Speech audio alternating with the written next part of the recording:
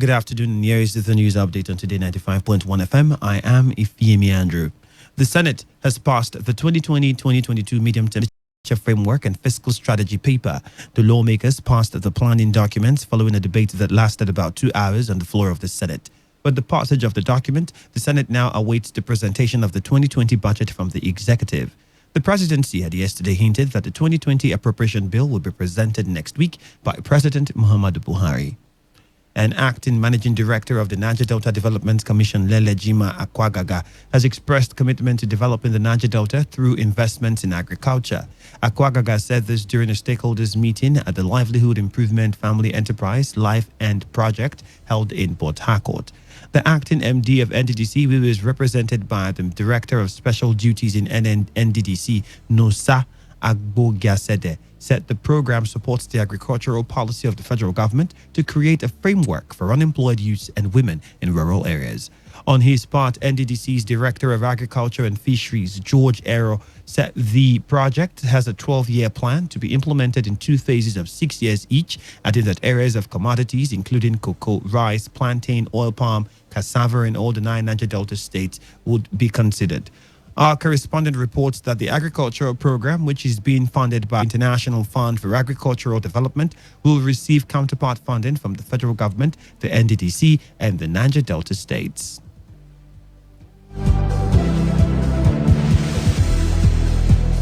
And a federal high court sitting in Port Harcourt will, on the 10th of October 2019, mention the suit filed by 5 Nigerians against Attorney General of the Federation, President of Republic of Nigeria, Secretary to the Government of the Federation, Senate President, National Assembly Member, Niger Delta Development Commission, and the Acting Managing Director of NDDC. David Baimeza, Tamono Opupo Benjamin, Peter Azubike, Harold Nwini, and Clinton Ofuegbu, who claim to be indigents of Niger Delta region, also joined the Clerk of the National Assembly, NDDC, Ministry of Niger Delta Affairs, and all newly executive board members and representatives of the various states in the commission to the suit on constitution of new board and members of the commission. The plaintiffs are seeking the order of interlocutory injunction against the National Assembly from screening or confirming the newly constituted NDDC board. When the matter came up in court, one of the respondents' counsel informed the court that they have not been properly served, following which the presiding judge, Justice A.T. Mohammed, ordered that parties be properly served and thereafter adjourned the matter till 10th of October for mention. Our correspondent reports that the matter was first assigned to Justice James Omotosho before being assigned to a new judge, Justice A.T. Mohammed. And now Justice H.I. Ochoma of a federal high court sitting in Port Harcourt is adjourned till 4th of November 2019 for mention on a fundamental human rights suit by Professor Andrew Efemini against the University of Port Harcourt, the Vice Chancellor, Professor Ndowa Lale, and 11 others. Professor Efemini approached the court for interpretation on what he described as an infraction in the laws and rules of University of Port Harcourt, which borders on the setting of committee to investigate, suspend, and deny him all his rights by the management of Uniport. Counsel to the respondents, G.J. Okirigwe, drew the attention of the court on a motion for extension of time, which was unopposed by the counsel of the plaintiff, O.C. Haya King. Okirigwe also informed the court of his preliminary objection served to the plaintiff in court, which includes jurisdiction of the court to hear the matter, the suit being started bar, and the claimant not paying the appropriate fee for his prayers. Speaking to newsmen outside the court, counsel to plaintiff O.C. Haya King explained the prayers of his counsel and the proceedings in court. Our correspondent Uchendu Ejowa reports that G.J. Okirigwe, who is counsel to University of Port Harcourt, the Vice Chancellor, and 11 others, declined to speak on the matter.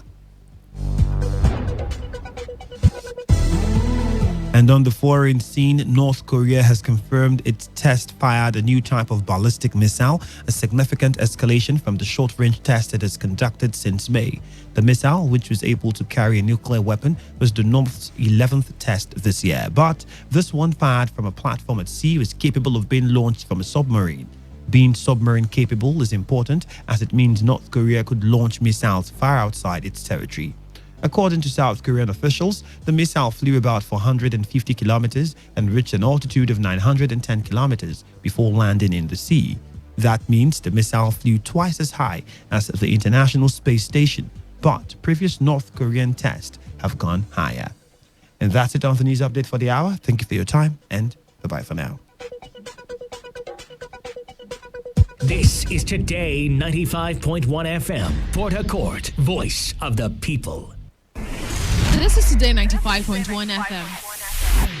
To copy this tune, press 9. This is Today 95.1 FM. For current news and information, press 5. They are politicians, all of them. They know what they do. So they know how they attack each other. To stay connected all day, press 1. The person who raised the name is the one who made the public know about Good afternoon and welcome to the World News on your Premium Talk Radio station. We are your premium talk radio station. Today 95.1 FM, the station with a unique dial.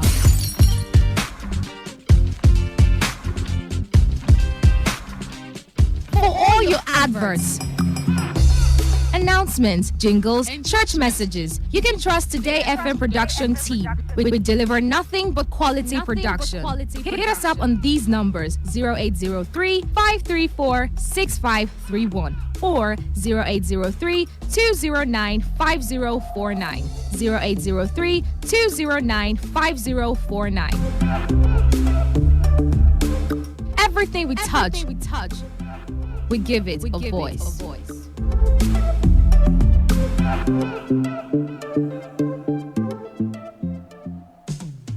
Hey, you want to speed drive? Come on, go to the racetrack. You want to smoke? Not on the